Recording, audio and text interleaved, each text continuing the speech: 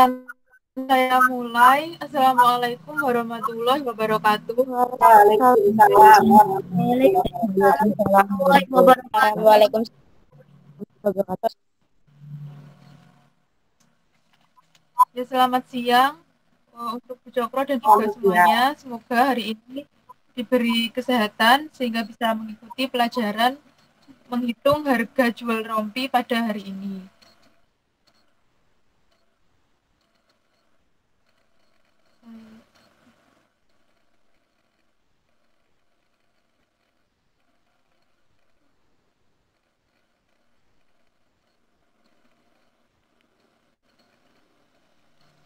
Ya, untuk pelajaran hari ini kita akan membahas tentang menghitung harga jual rompi.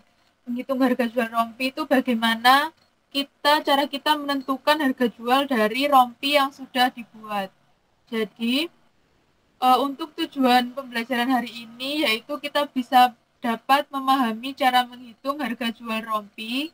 Kita dapat menentukan HPP atau harga pokok produksi dari rompi tersebut dan juga kita dapat menghitung harga jual rompi dan membuat rancangan harga jual rompi.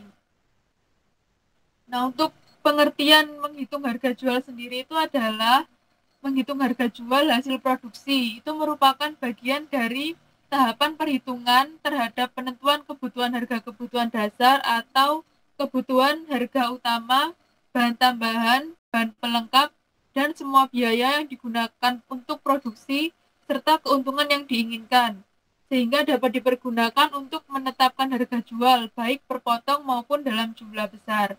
Jadi di sini dari pengertian sendiri sudah dapat dilihat kalau tujuan kita atau pengertian dari menghitung harga jual rompi ini adalah kita menghitung harga produksinya terlebih dahulu, mulai dari harga bahan utama, harga bahan tambahan, dan juga ornamen-ornamen lain. Setelah itu kita menghitung harga jualnya dengan memperhatikan presentase keuntungan atau presentase keuntungan yang akan kita gunakan atau yang kita inginkan. Ini menghitung harga jual ini juga dilakukan dalam bajunya dihitung per potong atau bisa juga dihitung dalam jumlah besar. Nah, untuk metode menentukan harga jual produk. Nah, untuk metode menentukan harga jual produk ini ada beberapa macam. Nah, metode yang pertama adalah harga skimming. Nah, yang dimaksud harga skimming ini adalah metode bagaimana seorang desainer menentukan harga yang tinggi di awal penjualan, tapi akan turun seiring dengan banyaknya ketersediaan barang dan juga jumlah kompetitor.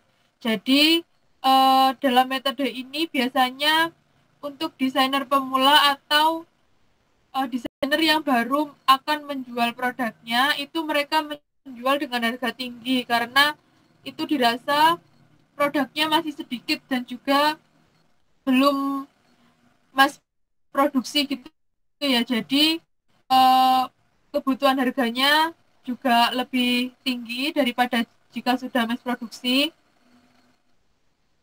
Jadi desainer tersebut menentukan harga yang tinggi. Nah, nanti kalau sudah usahanya berjalan lama, itu akan turun sedikit demi sedikit harganya, disesuaikan dengan kalau mass produksi, harga produksi itu juga akan turun juga. Jadi harga jualnya bisa turun lagi atau jumlah kompetitornya biasanya banyak. Nah, kalau jumlah kompetitor banyak, pasti harganya bersaing. Kalau kalau kita tidak mengikuti harga pasar atau tidak menyesuaikan dengan kompetitor, nanti yang ada malah barang yang dijual itu tidak akan laku atau sulit untuk bertahan di pasar gitu ya. Nah, untuk metode selanjutnya adalah metode dengan harga penetrasi. Jadi, harga penetrasi ini adalah harga yang ditetapkan serendah-rendahnya demi menciptakan loyalitas konsumen. Nah, metode ini biasanya digunakan kalau kita membuka usaha baru begitu ya. Nah, kita menjual harga dengan sangat murah atau harga murah ini ditujukan untuk menarik konsumen. Nah, nanti kalau sudah konsumennya sudah datang, sudah punya pelanggan, itu baru sedikit demi sedikit harganya dinaikkan atau harganya tetap, itu disesuaikan dengan uh, presentase keuntungan yang diinginkan juga. Tapi di sini untuk harga penetrasi usaha pertama itu biasanya menggunakan presentase keuntungan sekecil-kecilnya. Itu ya untuk itu tadi digunakan untuk menciptakan loyalitas konsumen atau lebih gampangnya untuk mencari pelanggan seperti itu. Nah, yang ketiga adalah harga kompetitif. Nah, harga ini digunakan jika pelaku usaha ini jeli melihat pesaing dan dapat menetapkan harga secara kompetitif. Nah, jadi kalau harga skimming dan harga penetrasi tadi menggunakan harga yang sangat tinggi pada awalnya atau menggunakan harga yang rendah di awal. Nah, kalau harga kompetitif ini menggunakan harga yang berkompetisi di pasar. Jadi, misalkan harga di pasar antara 50.000 sampai 60.000 untuk satu potong baju. Nah, itu nanti harga yang diberikan juga harga kisaran itu. Jadi, harganya berkompetisi seperti itu. Nah, untuk metode selanjutnya yaitu harga mengikuti brand leader. Nah, harga mengikuti brand leader ini maksudnya ditetapkan dengan harga standar brand leader. Jadi, mengikuti harga standar brand sebelumnya. Misalkan brand A itu ada sudah lama dan itu menjual baju dengan harga 50.000. Nah, itu nanti untuk pengusaha baru harga tersebut dijadikan standar atau dijadikan patokan untuk menjual barang miliknya. Seperti itu. Nah, untuk yang metode terakhir adalah metode berdasarkan harga dijual berdasarkan biaya. Nah, harga ditentukan dengan cara ongkos produksi ditambah dengan nilai keuntungan atau margin yang ditetapkan, atau retail price dan wholesale price. Nah, ini yang akan kita terapkan untuk menghitung harga jual rompi ini. Jadi, menghitung harga jualnya yang pertama adalah kita menghitung ongkos produksi atau biaya produksi yang kita keluarkan untuk membuat atau memproduksi suatu barang. Nah, setelah harga produksi ketemu, nanti kita menghitung keuntungan atau persentase keuntungan yang diinginkan. Jadi misalkan 50% dari harga produksi atau 60% keuntungan dari harga produksi. Nanti menghitungnya ditambah seperti itu. Nah, untuk penetapan harga jual ini ada 3 jenis. Yang pertama adalah cost based pricing atau harga berdasarkan pada biaya produksi. Yang kedua adalah value based pricing atau harga berdasarkan nilai artistik yang bagus. Yang ketiga adalah competition based pricing atau harga berdasarkan pada persaingan produksi. Nah, untuk cost based pricing dan juga competition pricing ini itu biasanya diterapkan pada garment, konveksi, tailor, butik, dan lain-lain. Nah, untuk value based pricing sendiri ini biasa digunakan untuk menjual busana adi busana. Ini value based pricing ini mematok harga yang sangat tinggi biasanya atau jauh di atas biaya produksi. Nah, kenapa bisa jauh di atas produksi? Karena untuk busana-busana yang ditetapkan melalui value based pricing ini itu dianggap memiliki nilai artistik yang membuat busana tersebut jadi indah. Jadi selain memiliki nilai artistik juga biasanya busana tersebut hampir keseluruhannya handmade, jadi dijual dengan harga yang tinggi. Nah, untuk selanjutnya adalah langkah menentukan harga jual. Nah, untuk langkah menentukan harga jual ini sendiri, yang pertama dilakukan adalah menghitung harga jual produksi.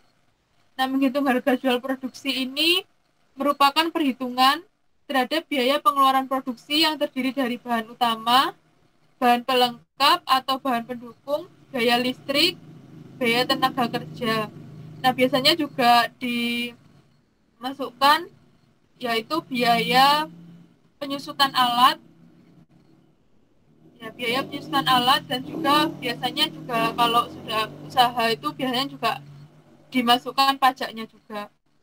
Nah, setelah menghitung harga jual produksi, ya, langkah selanjutnya adalah menghitung kalkulasi harga jual. Jadi, menghitung kalkulasi harga jual ini dalam menentukan harga jual harus memperhatikan jumlah keuntungan yang ditentukan sesuai dengan presentase yang berlaku pada usaha tersebut. Jadi, yang dilakukan itu kita mau untungnya berapa persen. Jadi, misalkan 50%. Nah, itu 50% kita jadikan sebagai patokan presentase keuntungan yang diinginkan, nanti dikalikan dengan harga jual produksi.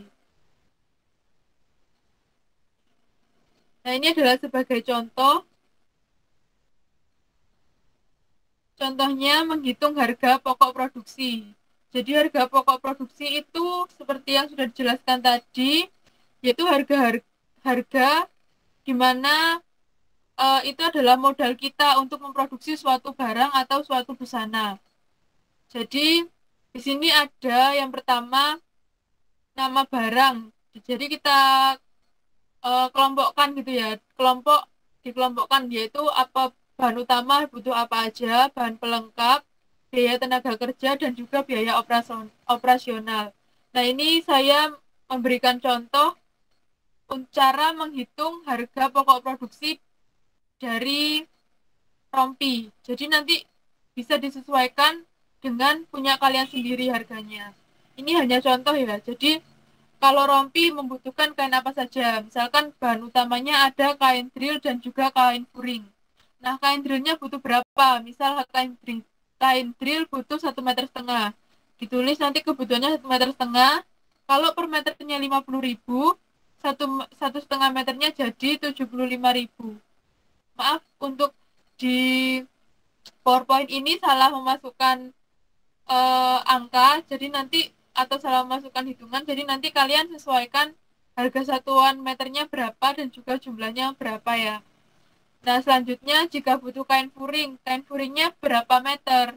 Kalau hanya untuk saku aja, misalkan 0,25 meter. Nah, kalau 1 meternya 20.000, berarti 0,25 meternya itu 5.000, seperti itu. Nah, jadi untuk jumlah ini disesuaikan dengan kebutuhan kalian. Misalkan butuh 0,25 meter, meskipun harga beli barangnya 20.000 per meter, tapi untuk jumlahnya tetap ditulis harga 0,25 meternya, karena kalian hanya membutuhkan 0,25 meter untuk satu satu pasang rompi ya. Nah, lalu untuk bahan pelengkapnya ada viselin. Viselin butuh 0,75 meter. Harganya per meter 16.000. Kalau butuh 0,75 berarti harganya hanya 12.000. Untuk benang jahit perlu 3.000. Kancingnya 4 buah. Kalau kancing 1 buahnya 1.000, berarti kalau 4 buah 4.000. Selanjutnya ada kain keras. Kain kerasnya hanya butuh 0,15 cm. Jadi 20.000 ini dibagi 0,15. 20.000 per meter ini kalau 0,15 cm-nya harganya berapa? Nanti ditulis. Untuk biaya tenaga kerja. Biaya tenaga kerja ini dihitung mulai dari awal proses, yaitu pembuatan pola, sampai dengan finishing dan juga packing. Misalkan biaya tenaga kerjanya membuat pola 10.000, menjahit 20.000, dan untuk finishing dan juga packing 5.000. Untuk biaya operasional ini seperti kalau misalkan kalian usaha menyewa toko. Nah, tokonya itu termasuk biaya operasional. Terus biaya listrik itu juga termasuk biaya operasional. Penyusutan alat ini untuk penyusutan alat-alat seperti mesin jahit, mesin obras, dan lain-lain.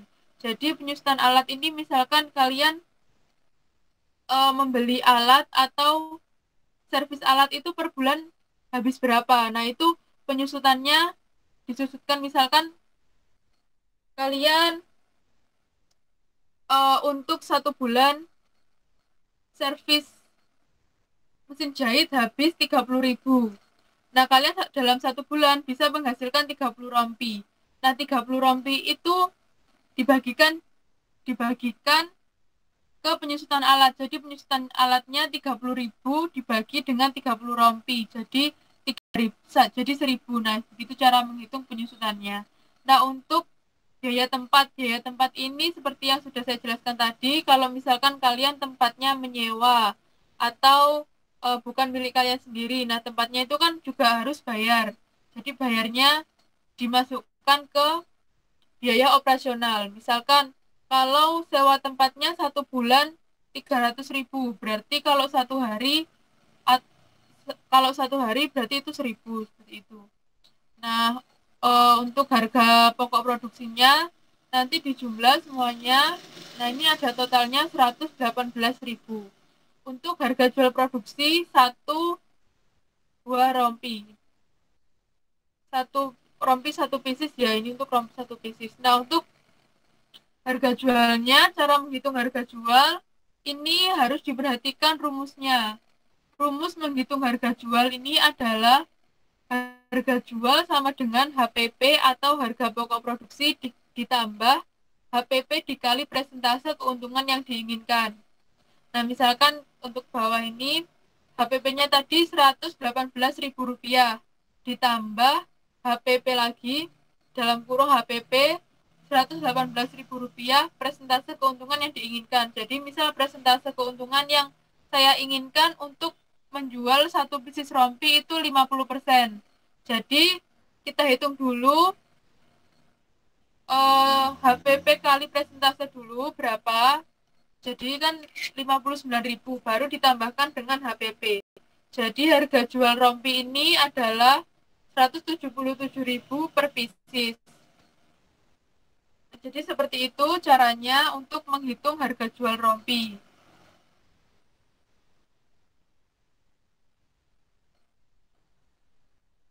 Nah, jadi seperti itu materi yang saya sampaikan. Jadi singkat ya, untuk menghitung harga jual rompi sebenarnya sederhana, hanya seperti itu saja. Jadi saya harap kalian bisa paham dan juga bisa mengerjakan. Nah, untuk tugasnya, nanti kalian silahkan menghitung harga pokok produksi rompi sesuai dengan kebutuhan harga masing-masing. Jadi disesuaikan, misalkan kalian beli kain di toko berbeda, itu kan harganya juga berbeda. Jadi disesuaikan dengan milik kalian masing-masing. Jangan nyontoh punya temennya, itu nanti kan jadi beda. Kebutuhan antara satu orang dan satu orang lainnya biasanya berbeda. Nah, kalau sudah menghitung HPP-nya, silahkan rompi tersebut dihitung harga jualnya. Nah, untuk harga jualnya ini silahkan untuk yang absennya ganjil, silahkan menghitung harga jualnya dengan persentase keuntungan 40%. Nah, untuk kalian yang mempunyai nomor absen genap 2, 4, 6, dan seterusnya, silahkan menghitung harga jual dengan persentase keuntungan 60%. Nah, nanti tugasnya silahkan dikirimkan ke Google Classroom. Batas waktunya adalah hari Rabu pukul 1. Jadi ini hanya menghitung harga jualnya saja. Jadi saya harap untuk tugas menghitung harga jual ini bisa segera diselesaikan. Nanti tugasnya boleh diketik, lalu dimasukkan Word dan diupload di Google Classroom, ataupun bisa kalian tulis tangan saja, lalu difoto, lalu diupload ke Google Classroom seperti itu.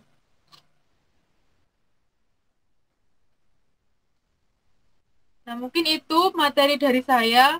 Untuk selanjutnya ada ulangan harian. Nah, ulangan harian ini sudah saya upload di Google Classroom. Nanti pukul 3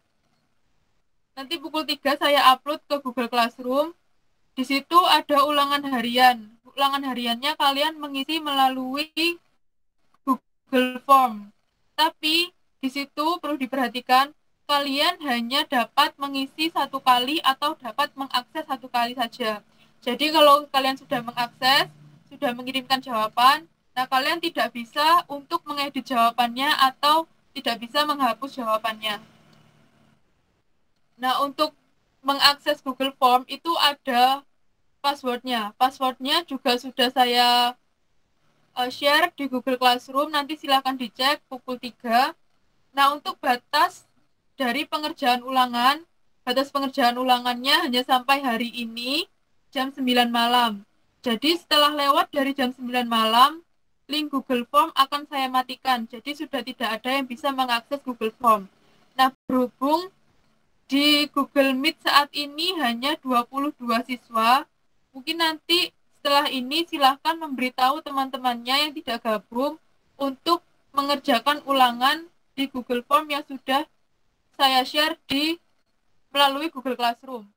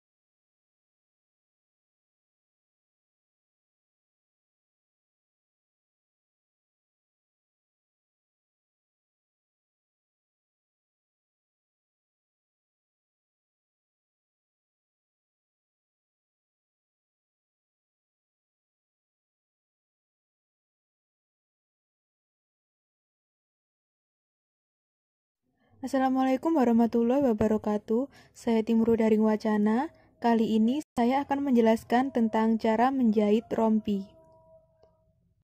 Berikut ini adalah hasil jadi rompi bagian depan dan bagian belakang yang akan kita buat. Berikut adalah bagian dalam rompi.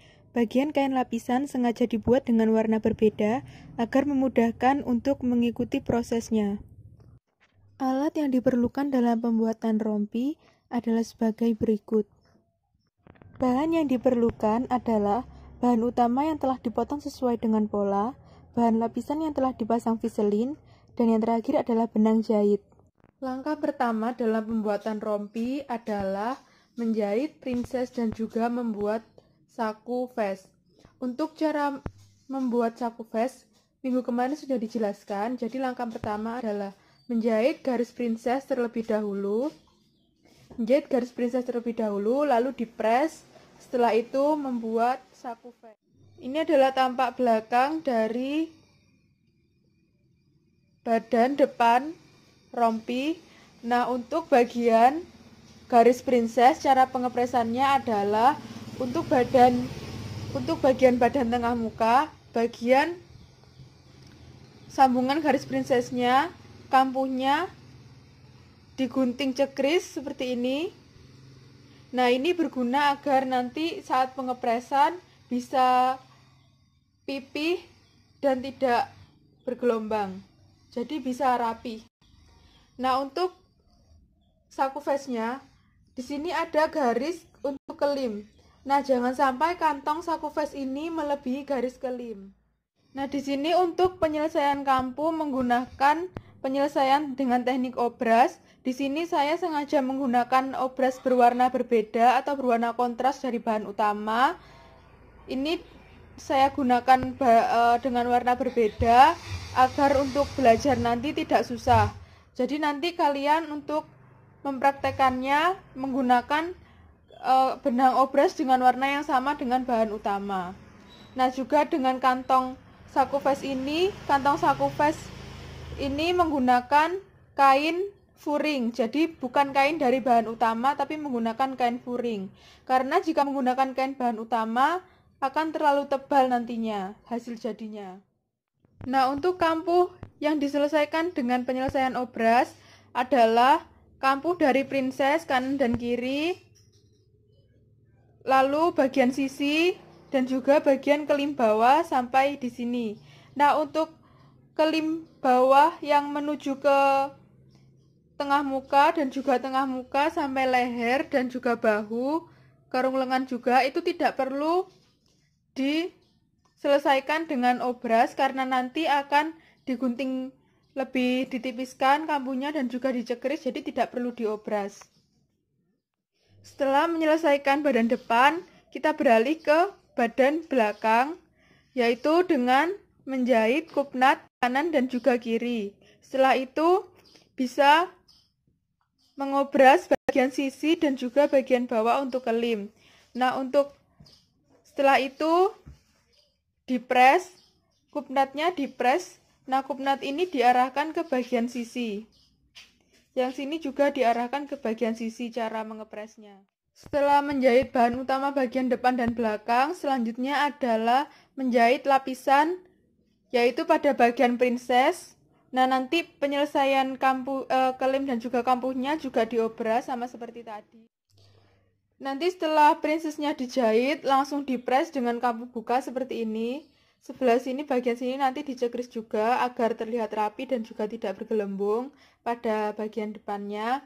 Nah, untuk sebelah sini bisa diperhatikan ini digunting sampai ke ujung jahitan. Nah, nanti bagian bawahnya diarahkan keluar, lalu bagian atasnya diarahkan ke dalam, lalu dipres sebelah sini.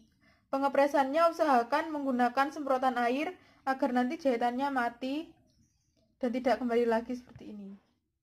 Langkah selanjutnya kita kembali ke badan depan lagi. Nah, selanjutnya kita tumpuk bagian badan depan dan juga bagian badan belakang seperti ini.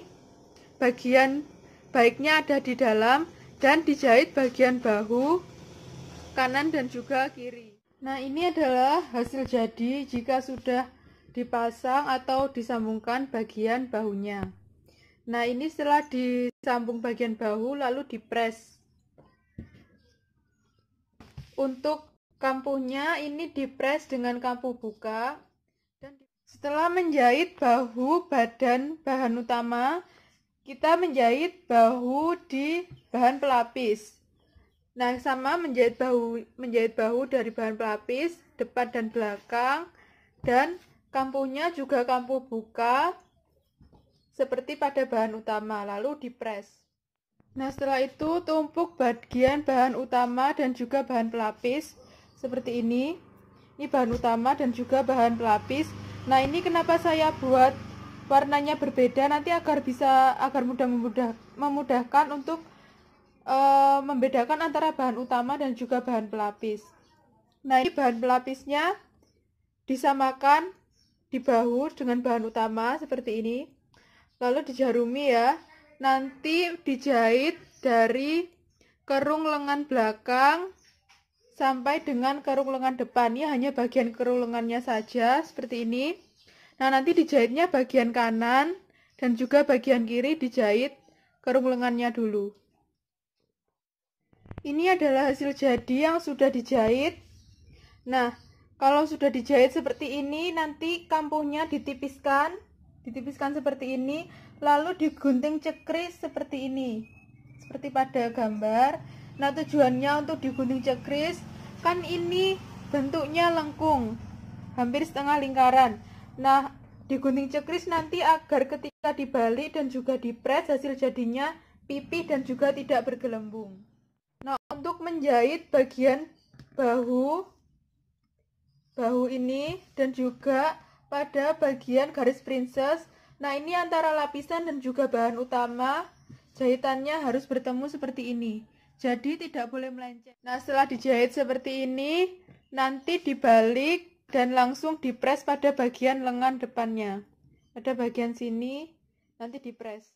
Ini adalah hasil jadi ketika sudah dipres atau disetrika. Nah, usahakan ini sepipih mungkin, karena tadi kampuhnya sudah ditipiskan dan juga sudah dicekris. Hasil jadinya ini akan lebih pipih atau lebih rapi pada bagian depannya. Nah, langkah selanjutnya kita akan menjahit bagian sini tengah muka, menyambungkan antara lapisan dan juga bahan utama pada bawah tengah muka sini, lalu naik ke leher pada bagian belakang juga, lalu turun lagi sampai pada bagian depan dan bawah sini. Ini langkah selanjutnya adalah menjahit bagian depan tengah muka sampai ke leher belakang dan juga leher depan. Nah, selanjutnya setelah dijahit, ini kampuhnya ditipiskan lalu digunting cekris seperti ini, seperti tadi pada lengan. Nah, setelah ditipiskan dan digunting cekris, nanti dibalik dan juga langsung dipres atau disetrika. Ini adalah hasilnya jika sudah dibalik dan disetrika. Nah, ini sudah terlihat bentuknya dari rompi bagian depannya, bagian belakangnya atau bagian lapisannya. Seperti ini, terlihat rapi karena tadi sudah kampuhnya sudah ditipiskan dan juga digunting cekris. Nah, untuk langkah selanjutnya adalah menjahit bagian sisi depan dan juga bagian sisi belakang. Jadi cara menjahitnya ini tadi bagian sisi ya, ini bagian sisinya. Nah, tadi ada bagian lapisannya, belakang dan juga bagian lapisan depan. Nah, ini lapisannya dibuka ke atas seperti ini. Nah, jika sudah dibuka seperti ini, sambungkan bagian lapisan depan dan juga lapisan belakang. Sambungkan pada bagian jahitannya, lalu dijarum, lalu dijahit dari atas lapisan sampai ke bawah sini. Jahit dari atas sampai ke bawah. Nah, jika sudah dijahit seperti ini, nah kita lihat bagian depannya. Nah, untuk bagian depan ini jahitannya antara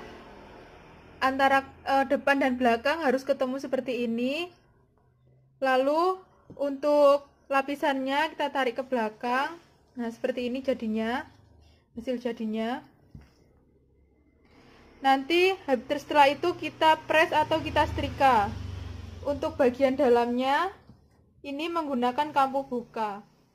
Adalah hasilnya ketika sudah disetrika.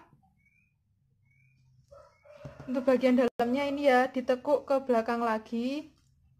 Nah, seperti ini. Lalu kampunya dibuka. Nah, untuk langkah selanjutnya adalah mengelim bagian bawah.